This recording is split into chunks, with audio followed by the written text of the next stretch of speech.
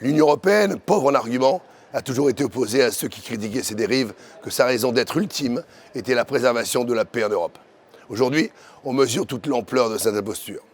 Certes, la Russie porte la culpabilité essentielle du déclenchement du conflit, et en cela notre condamnation envers elle ne doit souffrir aucune ambiguïté. Mais l'Europe s'engouffre à sa suite dans l'escalade.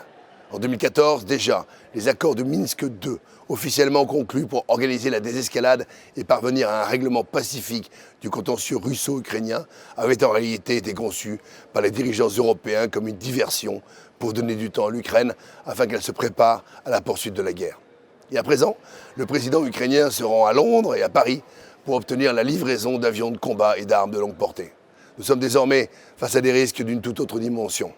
Et nous refusons catégoriquement cette logique de guerre dont l'issue serait catastrophique. Nous n'acceptons pas que la France soit belligérante dans ce conflit qui, soyons en clair, n'est pas le nôtre. Toute livraison d'armes offensives qui permettrait à l'Ukraine d'atteindre le territoire de la Russie aurait pour effet de nous faire désigner par la Russie comme belligérants, alliés de l'Ukraine et donc comme ennemis. Cela, nous le refusons catégoriquement. En refusant l'escalade de ce conflit, nous voulons avant tout favoriser la négociation entre les parties en leur montrant qu'elle reste possible. Si la Russie et l'Ukraine ne voient de solution que dans la guerre, les massacres et les destructions continueront sans fin. Quant à nous, si ce conflit n'est pas celui de nos intérêts vitaux, il pourrait par propagation les atteindre. Une conférence internationale est pour nous la seule solution possible de sortie de cette guerre qui a déjà causé trop de drames humains, matériels et économiques. Pas de guerre, pas de guerre, pas de guerre, la paix.